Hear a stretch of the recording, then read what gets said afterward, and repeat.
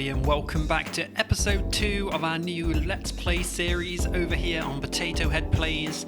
We're in our city that's still currently unnamed. A few of you have been leaving some excellent suggestions in the comments of the first video. I am going to get round to naming it in the third video, the next episode.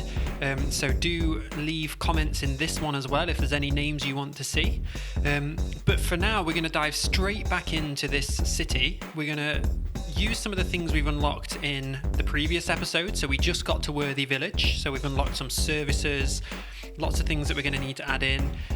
Once we get to the next milestone, we unlock landscaping, lots of things like that. So what I want to do really is, you can see there's not a lot going on in this city at the moment. It's just houses, shops and industry. So I want to give this city a bit of something else. So what we're going to do is build a park. So we need to keep expanding and reaching these RCI demands and making sure we can grow the city as well. So because we're going to be expanding over this side a lot, I'm just building another road down here which will connect to the main road. And then you've got to keep an eye on Chirper, because some things the city will demand, it will flash up. So you can, like with the garbage last episode, it flashed up because people need it collecting. But things like schools, like was just shown in Chirper, they don't tell you about that any other way than Chirper, so you need to listen to them. So Chirper wanted a school, we'll give it them a school, and look at all those happy faces. So as we expand, we are going to have to keep an eye on the electricity demands. We're going into nighttime again, which I do love. You know, I said how much I love it in the last episode. I really love it. But what we need to do right now is expand the city, fill in some zoning gaps that have appeared. Keep an eye on the electricity because we are running short and we've already maxed out the budget, so it does mean it's time to build another power station. It's one of those things we were going to have to do it eventually, so we'll just expand out this industrial area a little bit, kind of about to here, and join up onto the main road. Stick another power plant in close to that main road.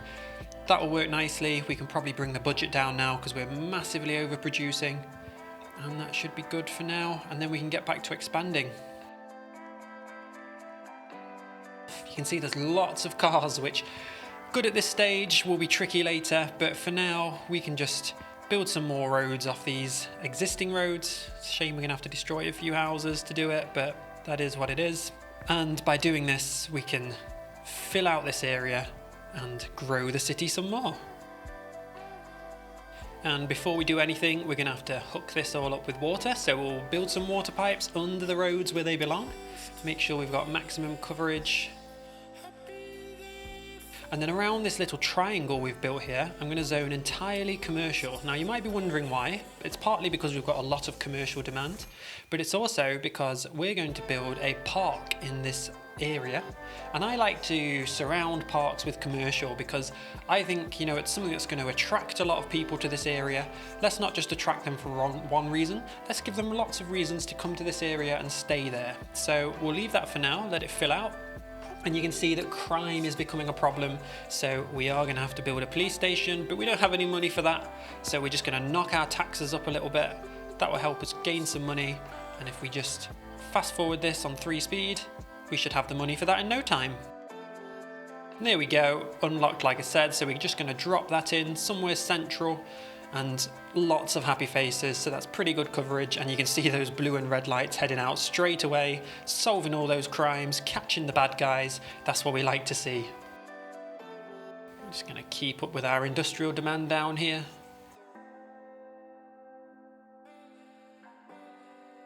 And the water's getting a bit low, so we'll just boost that as well, but I do think we're probably going to have to build some more water towers and sewage treatment plants later in this episode, and we'll just check Chirper again. And look, fire risk is high, so I think it's about time we put a firehouse in, and we've just got enough money again. So right there will do, no point in overthinking it too much, and there aren't any fires it appears, but it's good to know that they're there if we need it. So taxes, we'll just knock them back down again. Now we've put in most of the services we need, and that will encourage more growth in the RCI. So it's not just about getting as much money as you can. In the long run, it's probably better to encourage growth than it is to just drain your citizens of their wealth. And here we go, we've got tiny towns. So now we've unlocked the park areas that I was talking about. You can see we can build some really cool custom parks rather than just chucking down the parks. We've got canals, we've got piers, we've got high schools, so we'll need to provide a high school at some point, and lots of things we can provide for the city. So we can really start to make the city something a bit more than just houses and shops and industry. We can make it into a really cool place that people want to live. So we're going to do it as a city park. For those of you who don't know the DLC, there's a few different types of park you can do, but we're going to place a main city gate park, and that will unlock the other assets, a couple of side gates so people can get in. And then because of how hilly this area is going to be, I'm not actually going to use the park paths that come with the DLC. I'm going to use the gravel paths because they don't try and flatten the terrain, they kind of just conform to the terrain as it is. So that will just make it a bit easier, I think. And then we're going to fence it all in, and what fencing does is turns off the zoning on these roads. It appears it's not working all the way around, but it will get the job done mostly. That'll turn off the zoning, and then we can place in the assets we've unlocked. These plazas I always like to try and place quite centrally without any deleting any roads. Excellent. Oh, we are going to have to do some terraforming or hiding some of these lumps and bumps because they're pretty ugly at the moment. But we're going to chuck in the cafe, the restrooms, and I think it's an info booth, the other one. Info booth, yeah, we're going to chuck that one in just here. And that should give us more than enough entertainment. You can see we've not unlocked any other assets, but there's lots of little decorative things we can do. But for now, I'm just going to try and smooth out some of this terrain as best we can. I don't know how much we're going to be able to do because it's actually quite a steep hill we built this park onto. We'll smooth it out as much as we can, and then we'll add in some landscaping. These grasses, where are they in the vegetation? They work really well to kind of hide those bits, and I think it feels quite natural to have those kinds of things. You know, it wouldn't just be short grass all around. Some of these parks, you know, we want it to have a bit of character. And then for some of the bigger ones, we can use trees or bushes. We want some pine trees. There we go, conifers. This is what we want because they're what we've got on this map. It's snowy, evergreen kind of trees. We'll just dot them around. I think that gives this park quite a nice feel. And yeah, it's just a simple little park at the moment, but it's all the citizens have got. And then we'll just add some lighting in so that this still seems safe and attractive at night, because we're also going to turn on the policy in a minute. Park policies. We're going to turn on main park, celebrate and night tours, because what that does, celebrate means we'll have fireworks every single night, and night tours means you'll carry on getting as many visitors at night time as you do during the day, which is just excellent because we need those visitor numbers to make sure we can level up the park. And then the next thing we're going to do is just carry on expanding. So again, sadly we're going to have to destroy these houses. Don't really want to do that, but that's where we're at. So we're going to destroy the houses to make sure we can get that connectivity. And then we'll be back to cul-de-sacs. But I'm going to make sure with these cul-de-sacs, before we zone it in, I'm going to add walking paths to get what we call filtered permeability. And that just means that cars can enter, but they can't cut through. But pedestrians, cyclists, they can all cut through. So often it actually means that walking's the quickest route, which is great because we want as few people driving as possible, because that means our traffic flow is going to be as high as possible. So once we've hooked this all up with water, you'll see what I mean. I'm going to find some dead ends and just link them up with paths, although we'll probably wait till the daytime. But here you go, you can see these fireworks going off and those lights we placed. Lots of people visiting the park already.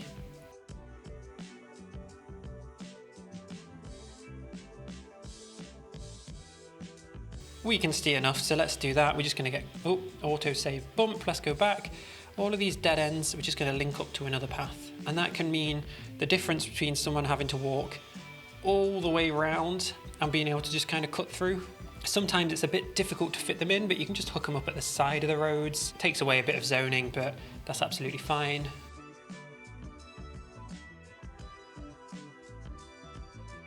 And we can actually fill some of this dead space here where there's no zoning with a path, and then we can make a few like point-to-point connections. And again, just, you know, lots of people will use that for sure eventually, and then we can just fill in some of this zoning. So this road here is kind of a bit like that first road. It's kind of a main road coming up, so we'll do lots of commercial along there, a few nodes of commercial around and about, but other than that it's just all going to be residential.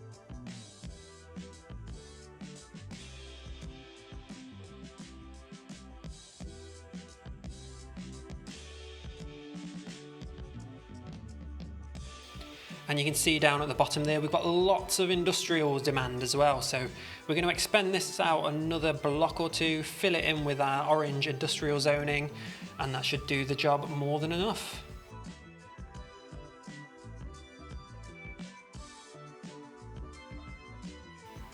And I'm going to teach you a little trick with your landfill here. You can see that by default 15 trucks are available, but if you bump your budget up just 1%, costs you next to nothing. Let's check again.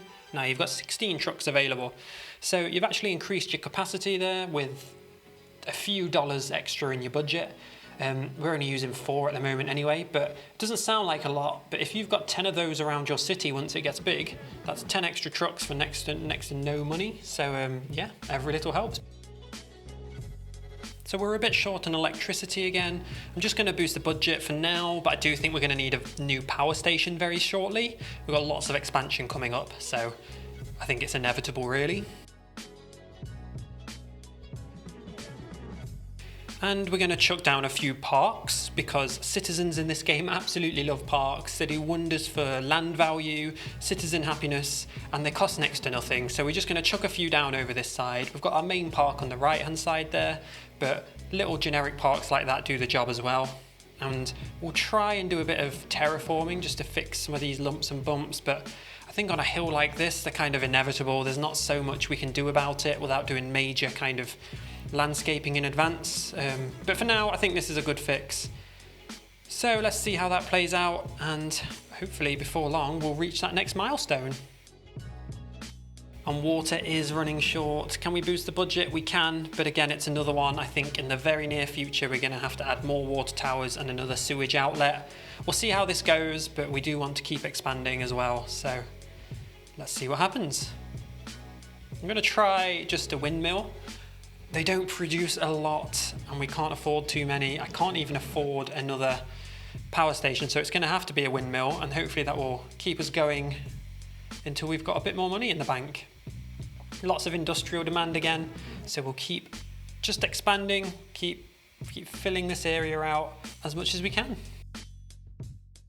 Kind of feels a bit repetitive at this stage of the game. We've not got too far until we reach that next milestone, but that's all it is. These first kind of 4 up to Boomtown, the first 4 milestones, you're just trying to get through them as quick as you can. If you meet your RCI demands and you get through the milestones, before you know it, you'll be in a position where you're making so much money you can do absolutely whatever you want and never really have to worry about money again. So you do the hard work at this stage of the game, make sure that you follow all the tips, obey all the rules as it is, and you really do reap the rewards later in the game.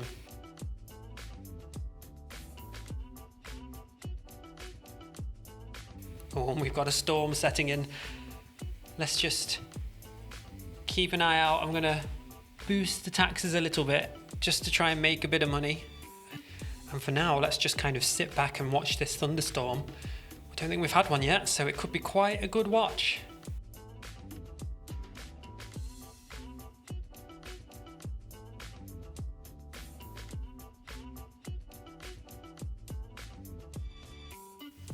Well, a bit of a grisly night for our citizens there, but they made it through, and we're short on a few things now. Electricity, water, sewage.